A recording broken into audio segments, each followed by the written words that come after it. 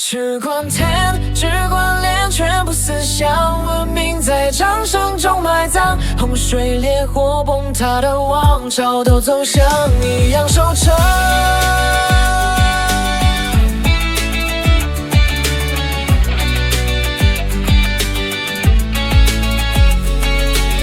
是火出名，人群欢笑，以为世界不会老。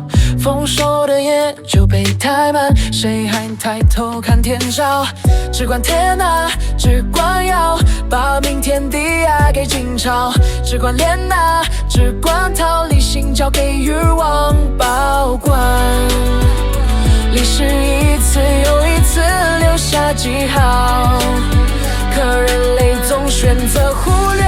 只管天，只管脸，却不思想，文明在掌声中埋葬。洪水烈火崩塌的王朝，都走向一样收场。只管天，只管脸，全部思想，警告被笑成荒唐。三次毁灭写在墙上，却没人愿意读完。铁与城墙，制度与法，都说能保平安。可当利益占上中心，原则就学会退让。提醒的人总是太少，多数人选择旁观，直到最后一声巨响，才问怎会这样？不是没看见，是不想承认。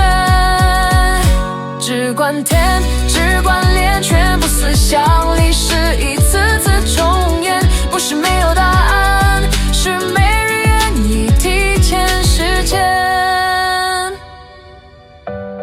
第四次危机，不再只是传说，是科技，是资源，是时空扩大的欲望网路。它不会先来通知，只会悄悄累积。在我们笑着说不至于吧的瞬间，如果还有一条路，那就不是运气，而是永远间对抗短视的狂欢，用尽心抵抗集体盲从，用不断增加的止痛刀和救急预防的防横，不再只天，不再只脸，开始真正思想，让第四次毁灭停在被避免的那一项。